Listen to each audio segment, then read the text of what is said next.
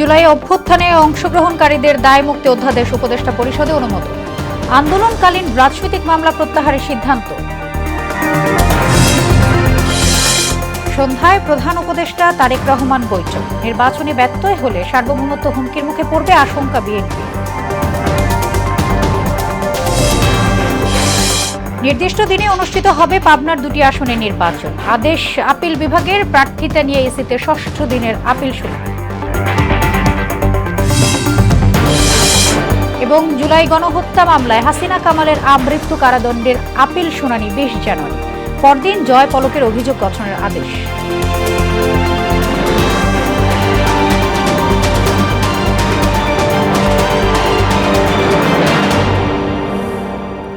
আসসালামু আলাইকুম, স্বাগত মোহনা সংবাদে।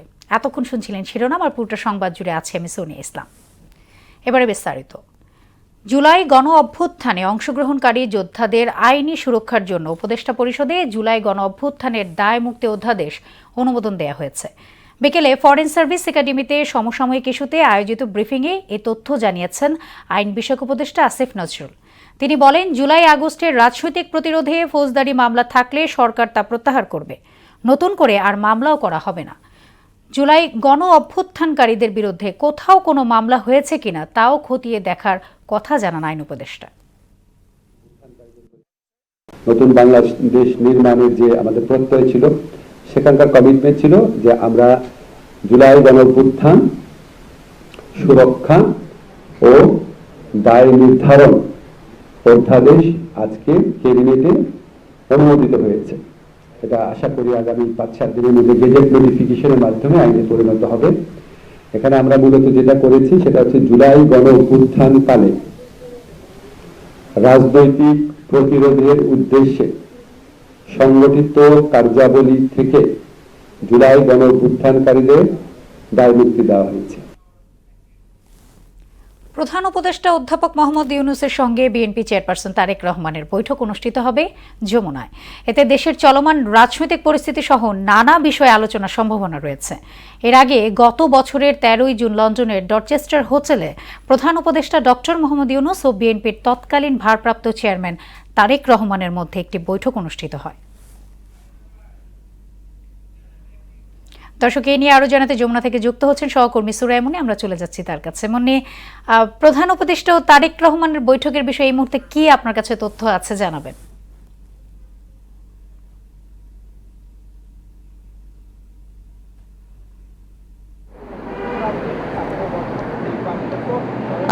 সোনিয়া, এখন আমি যেখানটা দাঁড়িয়ে আছি এখান থেকে আর যে কথাটা আমরা জানতে পেরেছি যে কিছুক্ষণ পর প্রধান উপদেষ্টার সাথে দেখা করতে আসবেন তারেক রহমান এবং তার পরিবার সহ উনি আসবেন।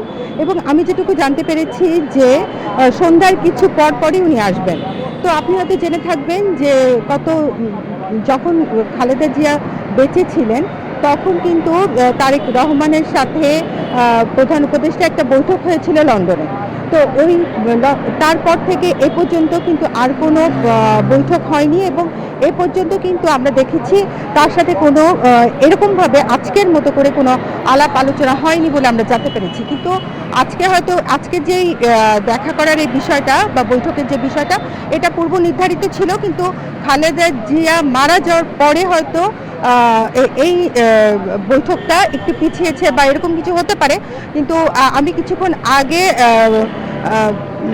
ফরেন সার্ভিস একাডেমিতে একটা বৈঠক হয়, সংবাদ সম্মেলন হয়, সেখানে আইন উপদেষ্টা উনি বলেছেন যে এটা সম্পূর্ণ একটা পারিবারিক বৈঠক, পারিবারিক একটা সৌজন্য সাক্ষাৎ। এখানে অন্য কোনো বিষয় আসবে না বা রাজনৈতিক কোনো বিষয় আলোচনা হবে না, এরকমটাই আমাদেরকে ইঙ্গিত দিয়েছেন আইন উপদেষ্টা। তো আমরা আরেকটু যেটা জেনেছি যে রাত 8:30 বা 9টার দিকে হয়তো বা একটা ব্রিফিং হতে পারে এখানে। তো এর পরবর্তীতে আর কোনো তথ্য আমরা এখনো জানতে পারিনি। তো এরপরে যেগুলো আমরা জানতে পারবো তখন অবশ্যই আমি আপনার সাথে শরণাপন্ন হব। সোনিয়া।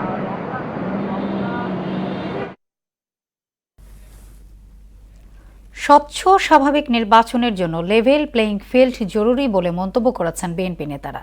তারা বলেন, আসন্ন জাতীয় নির্বাচন অনুষ্ঠানে ব্যত্যয় ঘটলে গণতান্ত্রিক উত্তরণ বাধাগ্রস্তের পাশাপাশি স্বাধীনতার সার্বভৌমত্ব হুমকির মুখে পড়বে। আগামীতে যে দলই আসুক রাষ্ট্র ক্ষমতায়, তারা প্রত্যাগত প্রবাসীদের জীবনমান উন্নয়নে কাজ করবে বলেও আশা প্রকাশ করেন বিএনপি নেতারা। সকালে জাতীয় প্রেস ক্লাবে বেগম খালেদা জিয়ার স্মরণে বিভিন্ন কর্মসূচিতে যোগ দিয়ে এসব কথা বলেন তারা। বিস্তারিত তানজিদ ভাইয়ের রিপোর্টে। সাবেক প্রধানমন্ত্রী প্রয়াত বিএনপি চেয়ারপারসন বেগম খালেদা জিয়ার স্মরণে অসহায় মানুষের মাঝে কম্বল বিতরণ কর্মসূচি আয়োজন করে জাতীয়তাবাদী পেশাজীবী দল। এমন সরকার চায় যে সরকার অতীতে বেগম খালেদা জিয়ার নেতৃত্বে, শহীদ জিয়া রহমানের নেতৃত্বে বাংলাদেশকে আমূল পরিবর্তন করে ফেলেছিল। এতে যোগ দিয়ে বিএনপির ভাইস চেয়ারম্যান শামসুজ্জামান দুদু বলেন, আসন্ন জাতীয় নির্বাচন অনুষ্ঠানে কোনো ব্যত্যয় ঘটলে দেশের স্বাধীনতা সার্বভৌমত্ব হুমকির মুখে পড়বে। এই নির্বাচনে যদি কোনো রকম ব্যত্যয় ঘটে, তাহলে দেশের গণতন্ত্র প্রতিষ্ঠার যে স্বপ্ন সেটা বিঘ্নিত হবে, দেশের স্বাধীনতা সার্বভৌমত্ব বিঘ্নিত হবে। একই স্থানে বেগম খালেদা জিয়ার জন্য দোয়া মাহফিলের আয়োজন করে জাতীয়তাবাদী প্রবাস প্রত্যাগত শ্রমিক দল। অনুষ্ঠানে বিএনপি স্থায়ী কমিটির সদস্য নজরুল ইসলাম খান আশা প্রকাশ করে বলেন, পরবর্তী সরকার অবশ্যই প্রত্যাগত প্রবাসী শ্রমিকদের নিয়ে কাজ করবে। যারা বাইরে কাজ করে এসেছেন, তাদের যে অভিজ্ঞতা, তাদের যে সীমিত সম্পদ, এই দিয়ে তারা যেন দেশের কল্যাণে, দেশের উন্নয়নে অবদান রাখতে পারেন। প্রবাসীদের জন্য একটি স্থায়ী নীতি কাঠামো দাঁড় করানো জরুরি বলেও মন্তব্য করেন তিনি। প্রবাস থেকে প্রত্যাগত প্রত্যেকটা শ্রমজীবী মানুষের স্থায়ী কল্যাণের জন্য কিছু পরিকল্পনা প্রণয়ন করবেন। দেশের আইন, দেশের প্রচলিত ব্যবস্থা, দেশে বিভিন্ন প্রতিষ্ঠানের যেসব সুযোগ আছেই অলরেডি, তার আলোকে তারা কিছু পরিকল্পনা করবেন। এদিকে সাবেক প্রধানমন্ত্রী বেগম খালেদা জিয়ার স্মরণে শুক্রবার নাগরিক শোক সভা অনুষ্ঠিত হবে। নাগরিক সমাজের ব্যানারে অনুষ্ঠেয় সেই শোক সভায় রাজনীতিক সহ বিভিন্ন শ্রেণী পেশা ও বিশিষ্ট ব্যক্তিরা অংশ নেবেন। এ বিষয়ে রাজধানীর কৃষিবিদ ইনস্টিটিউটে এক সংবাদ সম্মেলনে বিস্তারিত জানানো হয়। শোক সভাটি হবে সংসদ ভবনের দক্ষিণ প্লাজায়। বাংলাদেশের সমাজে যারা প্রতিষ্ঠিত মানুষ, সমাজ এবং দেশের জন্য যেসব নাগরিকরা অবদান রেখে চলছেন, তারাই বেগম খালেদা জিয়ার প্রতি শ্রদ্ধা নিবেদন করবে। শোক সভার ভাবগাম্ভীর্য বজায় রাখতে সকলের সহযোগিতাও কামনা করা হয় সংবাদ সম্মেলন থেকে। বেগম খালেদা জিয়ার প্রতি শ্রদ্ধা জানানোর জন্য গাম্ভীর্য এবং মর্যাদাপূর্ণ অবস্থান বজায় রাখবে। তানজিদ ভুইয়া, মোহনা সংবাদ, ঢাকা। গত ৪ সেপ্টেম্বর সীমানা পুনর্নির্ধারণ করে নির্বাচন কমিশনের জারি করা গেজেটের সীমানা অনুযায়ী আগামী ১২ ফেব্রুয়ারি পাবনা ১ ও ২ আসনে নির্বাচন করতে বাধা নেই বলে আদেশ দিয়েছেন আপিল বিভাগ। সাথিয়া উপজেলাকে পাবনা ১ আসন এবং সুজানগর ও বেড়া মিলে পাবনা ২ আসন হিসেবে গণ্য হবে। নির্বাচন কমিশনের গেজেট অবৈধ ঘোষণার রায় স্থগিত করে দুপুরে প্রধান বিচারপতি নেতৃত্বাধীন আপিল বিভাগ এই আদেশ দেন। নির্বাচন কমিশনের পক্ষে শুনানি করেন ভারপ্রাপ্ত অ্যাটর্নি জেনারেল। আর পাবনা ১ ও ২ আসনের বিএনপি ও জামাত প্রার্থীর পক্ষে আইনজীবীরা বলেন, নির্বাচনের সব প্রক্রিয়া চলছে। এই মুহূর্তে নির্বাচন স্থগিত হলে নানা জটিলতা তৈরি হবে। অ্যাপিলেট ডিভিশন পরিষ্কার করে তার ২টি নির্দেশনা দিয়েছেন। একটি হলো ৬৮ অর্থাৎ পাবনা ১, জাতীয় সংসদের ৬৯ অর্থাৎ Pabna ২, there election should be held according to the schedule, এবং সেটা কবে ৪/৯/২০২৫ তারিখে নির্বাচন কমিশন যে গ্যাজেট দিয়েছে সেই গ্যাজেট অনুযায়ী। পোস্টাল ব্যালট নিয়ে বিতর্কে বিএনপি ক্ষতিগ্রস্ত হয় বলে জানিয়েছেন দলটির স্থায়ী কমিটির সদস্য সালাউদ্দিন আহমেদ। বৃহস্পতিবার আগারগাঁও নির্বাচন ভবনে কমিশনের সচিবের সঙ্গে বৈঠক শেষে সাংবাদিকদের এই কথা বলেন তিনি। এ সময় তিনি জানান, বৈঠকে নির্বাচন সংক্রান্ত কিছু আইনগত বিষয় ও আচরণ বিধি নিয়ে আলোচনা হয়েছে। সামাজিক যোগাযোগ মাধ্যমে প্রকাশিত ভিডিও ও ছবিতে দেখা যাচ্ছে কোনো কোনো বাসায় ২০০ থেকে ৩০০টি করে ব্যালট পাওয়া যাচ্ছে। কোথাও ব্যালট জব্দ করা হয়েছে, কোথাও ভোট গ্রহণ শুরু হয়ে গেছে বলে অভিযোগ উঠেছে। আবার কোথাও একজনের নামে পাঠানো ব্যালট অন্য কেউ গ্রহণ করছে, এমন ঘটনা সামনে এসেছে।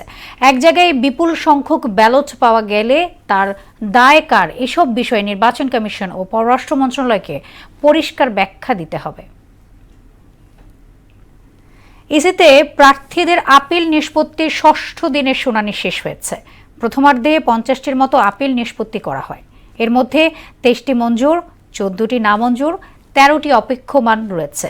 সারা দেশ থেকে বাতিল হওয়া প্রার্থীদের মধ্যে ৬৪৫টি আপিল জমা পড়ে।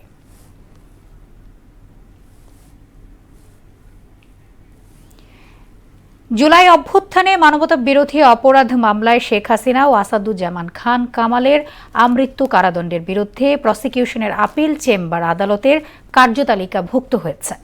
এ বিষয়ে শুনানি হবে আগামী ২০ জানুয়ারি। এদিকে জুলাই আগস্টে ইন্টারনেট বন্ধ করে গণহত্যার মামলায় জয় পলকের বিরুদ্ধে অভিযোগ গঠনের আদেশের বিষয়ে ২১ জানুয়ারি দিন ধার্য করেছেন ট্রাইব্যুনাল। মুদাসসির আলীর প্রতিবেদন। ২৪ জুলাই আগস্টে গণহত্যা মামলার এক অভিযোগে গেল ১৭ নভেম্বর ক্ষমতাচ্যুত প্রধানমন্ত্রী শেখ হাসিনা ও সাবেক স্বরাষ্ট্রমন্ত্রী আসাদুজ্জামান খান কামালকে মৃত্যুদণ্ড দেন ট্রাইব্যুনাল। আরেক অভিযোগে দেয়া হয় আমৃত্যু কারাদণ্ড। ১৫ ডিসেম্বর আমৃত্যু কারাদণ্ডের বিরুদ্ধে আপিল করে রাষ্ট্রপক্ষ। সেখানে সর্বোচ্চ সাজা চাওয়া হয়। আপিলটি দায়ের করেন প্রসিকিউটর গাজী এম.এইচ. তামিম। মোট ৮ যুক্তিতে মৃত্যুদণ্ড চেয়ে আপিল আবেদন করা হয়। তারই ধারাবাহিকতায় বৃহস্পতিবার চেম্বার আদালতের কার্যতালিকায় অন্তর্ভুক্ত হয় সেই আপিল। চেম্বার বিচারপতি মোহাম্মদ রেজাউল হকের আদালতে কার্যতালিকায় ৫৮ নম্বর ক্রমিকে আছে মামলাটি। এ বিষয়ে আপিল শুনানি হবে ২০ জানুয়ারি। এদিকে জুলাই আগস্টে ইন্টারনেট বন্ধ করে গণহত্যা মামলার অভিযোগ গঠনের শুনানি হয় ট্রাইব্যুনাল ১-এ। আদালতকে জুনাইদ আহমেদ পলক জানান, তিনি ইন্টারনেট বন্ধ করেননি, এমনকি ২রা আগস্টে পদত্যাগও করতে চেয়েছিলেন পলক। ইন্টারনেট বন্ধের যে ডিসিশন মেকিং অথরিটি ওনার ছিল না, উনি বন্ধের নির্দেশনা দেননি, বরং ছাত্রছাত্রী বা আন্দোলনকারী যারা ছিল তাদের প্রতি সংবেদনশীল ছিলেন। সজীব ওয়াজেদ জয়ের পক্ষে রাষ্ট্রের নিযুক্ত আইনজীবী বলেন, ইন্টারনেট বন্ধে জয়ের কোনো নির্দেশনাই ছিল না। উনি বাংলাদেশকে ডিজিটাল বাংলাদেশ গড়ার লক্ষ্যে উনি ভূমিকা পালন করেছেন। যে প্রতিদিনের কী ধরনের কাজকর্ম বাংলাদেশের সরকার গ্রহণ করবে, এর সাথে সজীব আহমেদ জয়ের কোনো সম্পর্ক ছিল না। এ প্রসঙ্গে কথা বলেন প্রসিকিউটর গাজী এম.এইচ. তামিমও। জুনাইদ আহমেদ পলক নিয়মিত ফোনে সজীব আহমেদ ওয়াজেদ জয়ের সঙ্গে কথোপকথন করতেন এবং তারই একটি পর্যায়ে সজীব আহমেদ ওয়াজেদ জয় পলককে বলেন যে আমার মা যখন বলবে ইয়েস তখন ইন্টারনেট ওপেন, মা যখন বলবে নো তখন ইন্টারনেট স্টপ। জয় পলকের বিরুদ্ধে অভিযোগ গঠনের বিষয়ে আগামী ২১ জানুয়ারি দিন ধার্য করেন আন্তর্জাতিক অপরাধ ট্রাইব্যুনাল ১। ২১ জানুয়ারি অভিযোগ গঠনের উপরে আদেশের তারিখ নির্ধারণ করেছে। মুদাসসির আলী, মোহনা সংবাদ, ঢাকা। প্রস্তাবিত ঢাকা সেন্ট্রাল ইউনিভার্সিটির অধ্যাদেশ জারির দাবিতে দ্বিতীয় দিনের মতো রাজধানীর ২টি পয়েন্টে অবরোধ কর্মসূচি পালন করছেন ৭ কলেজের শিক্ষার্থীরা। আজকের মধ্যে উপদেষ্টা পরিষদের সভায় হালনাগাদ খসড়া অনুমোদনের পাশাপাশি রাষ্ট্রপতির মাধ্যমে চূড়ান্ত অধ্যাদেশ জারি করার দাবি জানান তারা। দাবি আদায় না হলে প্রধান উপদেষ্টার বাসভবন ঘেরাও কর্মসূচি নেওয়া হবে বলেও জানায় আন্দোলনরত শিক্ষার্থীরা। শিক্ষা মন্ত্রণালয় সূত্রে জানা যায়, খসড়াটি দ্রুত মন্ত্রিপরিষদ বিভাগের নীতিগত সম্মতি ও আইন মন্ত্রণালয়ের ভেটিং শেষে উপদেষ্টা পরিষদে উত্থাপন করা হবে। এদিকে সায়েন্স ল্যাব ও টেকনিক্যাল মোড়ের মতো ব্যস্ততম সড়কে যান চলাচল বন্ধ থাকায় ভোগান্তিতে পড়েছেন সাধারণ যাত্রীরা। ঢাকা ইউনিভার্সিটির ২৫-২৬ সেশনের ভর্তি পরীক্ষা শেষ হয়ে গিয়েছে, আমার ষষ্ঠের পরীক্ষা শেষ হয়ে গিয়েছে, জগন্নাথের পরীক্ষা শেষ হয়ে গেছে, মানে ২৫-২৬ সেশনের। আর আমার যারা ঢাকা সেন্ট্রাল ইউনিভার্সিটির মধ্যে 24-25 সেশনের ছোটো ভাই বোনেরা আছে, তারা যে কী পরিচয়ে ক্লাসে যাবে তারা নিজেও জানে না। আজকের যে ক্যাবিনেট সভা আছে সেখানে হচ্ছে আজকের অধ্যাদেশের বিষয়টি যদি উঠে এবং আজকে যদি অধ্যাদেশ জারি হয় তাহলে আমরা আমাদের ব্লকেট কর্মসূচি আজ থেকে শেষ হবে। যদি আজকের মধ্যে কোনো সুনির্দিষ্ট রুটম্যাপ না দেয় তাহলে আমরা পরবর্তীতে অর্থাৎ রবিবার থেকে আমরা যমুনা ঘেরাও কর্মসূচি আমাদের আসতে পারে। এলপিজির তীব্র সংকটে বন্ধ হচ্ছে ক্ষুদ্র ব্যবসা। প্রতিদিনই লোকসান গুনছে রেস্তোরাঁ ব্যবসায়ীরা। সিএনজি স্টেশনগুলোতেও ঘন্টার পর ঘন্টা অপেক্ষায় থেকে আর্থিক ক্ষতির মুখে পড়ছেন পরিবহন মালিক শ্রমিকরা। তবে এই সংকটের শিগগিরই কোনো সমাধান হবে না বলেই জানায় পরিবেশক ও ব্যবসায়ীরা। নিজস্ব গ্যাস উত্তোলন ছাড়া এর দীর্ঘমেয়াদী সমাধান সম্ভব নয় বলে মনে করেন জ্বালানি বিশেষজ্ঞরা। শেহাবুদ্দিনের ক্যামেরায় উষা ফেরদৌসের রিপোর্ট। তরলের অভাবে পরিবেশকদের গুদামে খালি পড়ে আছে হাজারো সিলিন্ডার। আগে লোড আনলোডে ব্যস্ত থাকা এসব গুদাম এখন অনেকটাই ফাঁকা। এতে পরিবেশকদের ব্যবসা বন্ধ হওয়ার পথে। সরকারের পক্ষ থেকে বারবার ব্যবসায়ী সিন্ডিকেটের কথা বলা হলেও মাঠের চিত্র ভিন্ন। এই মুহূর্তে দেশে যতটুকু জ্বালানি আমদানি হচ্ছে তারও নেই সুষ্ঠু ব্যবহার। এতে গ্যাসের তীব্র সংকটের কবলে দেশের ক্ষুদ্র ব্যবসায়ীরা। হোটেল রেস্তোরাঁয় প্রতিদিনই গুনতে হচ্ছে লোকসান। বিকালে বলে ভাই দুধ দিয়ে দেন, সকালে দুধ দিয়ে যাই ভাই দুধ দেওয়ার না গ্যাস নেই। একটা বোতল আপনার 12 কেজি বোতল 1000 টাকা বাড়তি, ওই 1000 টাকা তো আবার লস। এদিকে যানবাহনে ব্যবহারের জন্য মাসে এলপিজির চাহিদা 15,000 টন। প্রায় 1.5 লাখ যানবাহনই চলে এলপিজিতে। কিন্তু বর্তমানে তীব্র এলপিজি সংকটের কারণে অনেক অটো গ্যাস স্টেশন বন্ধের পথে। লাইনে দাঁড়াইতে গেলে তখন সেই ক্ষেত্রেও দেখা গেছে 1-1.5 ঘন্টা গ্যাস সময় চলে। এতে আমাদের সময়টাও নষ্ট হচ্ছে, আমাদের টাকা ইনকামের সেই ক্ষেত্রে টাকা ব্যাঘাত ঘটতেছে। এই বইয়ে থেকে সময়টা লস করা হয়, এই সময়টাই আমরা বেতায় যাব। এলপিজি গ্যাসের চলমান সংকট শিগগিরই অবসানের সম্ভাবনা নেই বলে জানায় পরিবেশক, ব্যবসায়ী ও আমদানি প্রতিনিধিরা। তারা বলছেন সরবরাহ সংকটই এই অবস্থার জন্য দায়ী। যে সিন্ডিকেট একটা কথা বাংলাদেশে আসে এটা সবাই বলে থাকে, আসলে কিন্তু ভিতরে ঢুকে কেউ দেখে না যে আসলে সিন্ডিকেট কিনা নাকি সংকট। কিন্তু আমরা আরো সংকটের দিকে যাচ্ছি, আমরা দেখতেছি সংকট আরো বেশি ভাবে হচ্ছে।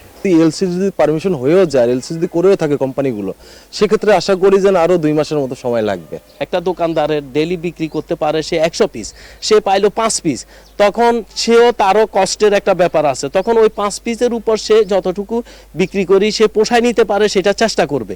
দেশে দৈনিক সামগ্রিক গ্যাসের চাহিদা 380 কোটি ঘনফুট, যেখানে সরবরাহ করা হচ্ছে 258 কোটি ঘনফুট। চাহিদা ও সরবরাহে বর্তমান ঘাটতি থাকছে দৈনিক 122 কোটি ঘনফুট। তাই নিজস্ব উত্তোলনে নজর দেওয়ার তাগিদ জ্বালানি বিশেষজ্ঞের। পৃথিবীর সবচেয়ে বড় বর্ধিত বাংলাদেশ, এখানেও বিরাট গ্যাসের অনুসন্ধান মজুদ থাকার কথা, আমাদের গ্যাসের অভাব হওয়ার কথা না। এটা ডিপেন্ড করে আপনি জোরালো অনুসন্ধানের মাধ্যমে এটাকে উত্তোলন ব্যবস্থাপনা যদি করেন, তাহলে দেখবেন আপনার গ্যাসগুলো উঠে আসবে। বর্তমানে যে গ্যাস সরবরাহ হচ্ছে তা গত বছরের এই সময়ের চেয়ে 17 কোটি 60 লাখ ঘনফুট কম। উষা ফেরদৌস, মোহনা সংবাদ, ঢাকা। দেশের উত্তরাঞ্চল সহ বেশ কিছু জেলায় বইছে মৃদু শৈত্যপ্রবাহ। পঞ্চগড়, রাজশাহী ও রংপুর বিভাগের বিভিন্ন জেলাতে ঠান্ডায় বিপাকে পড়েছে জনজীবন। ঘন কুয়াশায় নদী অববাহিকায় রাত থেকে সকাল পর্যন্ত শীতের তীব্রতা বাড়ছে এবং চরাঞ্চল ও নদী তীরবর্তী এলাকায় কাবু হয়ে পড়ছে শিশু, নারী ও বয়স্করা। সর্দি, কাশি সহ শীতজনিত নানা রোগে আক্রান্ত হচ্ছেন তারা। ক্রিকেটারদের দাবির মুখে পরিচালক নাজমুল ইসলামকে অব্যাহতি দিয়েছে বিসিবি। তার পদত্যাগের দাবিতে সব ধরনের খেলা বয়কটের ডাক দিয়েছে কোয়াব। তাদের দাবির মুখে এবার অর্থ কমিটির প্রধানের পদ থেকে অব্যাহতি দিয়েছে এই বোর্ড পরিচালককে। ক্রিকেটারদের তীব্র আপত্তি ও কোয়াবের আলটিমেটামের প্রেক্ষিতে বোর্ড জরুরি বৈঠকে এই সিদ্ধান্ত নেয়। নাজমুলের সাম্প্রতিক মন্তব্য ক্রিকেটারদের সম্মানহানিকর ও পেশাদারিত্ব বিরোধী বলে বিবেচিত হওয়ায় তাকে দায়িত্ব থেকে সরিয়ে দেওয়ার সিদ্ধান্ত নেওয়া হয়। এদিকে আজকের মধ্যে মাঠে না ফিরলে বিপিএল স্থগিতের হুঁশিয়ারি দিয়েছে ক্রিকেট বোর্ড। শেষ করব মোহনা সংবাদ, যাবার আগে শিরোনামগুলো আরও একবার।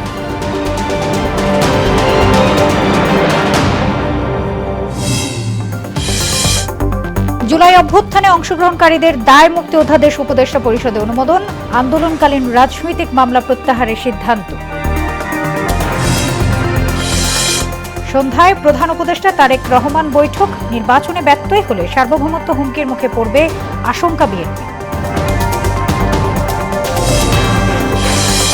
নির্দিষ্ট দিনে অনুষ্ঠিত হবে পাবনার 2টি আসনের নির্বাচন, আদেশ আপিল বিভাগের প্রার্থিতা নিয়ে ইসিতে 6ষ্ঠ দিনের আপিল শুনানি।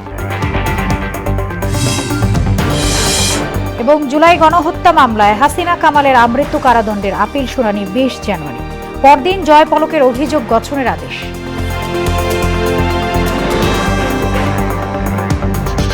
এই ছিল মোহনা সংবাদ। পরবর্তী সংবাদ বিকেল 5:30টায়, এর আগে বিকেল 3টায় দেখুন। এই ছিল মোহনা সংবাদে, পরবর্তী সংবাদ রাত 9টায়। মোহনার সবশেষ খবর জানতে ভিজিট করুন www.mona.tv। সংবাদ দেখতে পারেন ফেসবুক, ইউটিউবে। এতক্ষণ সঙ্গে থাকার জন্য ধন্যবাদ।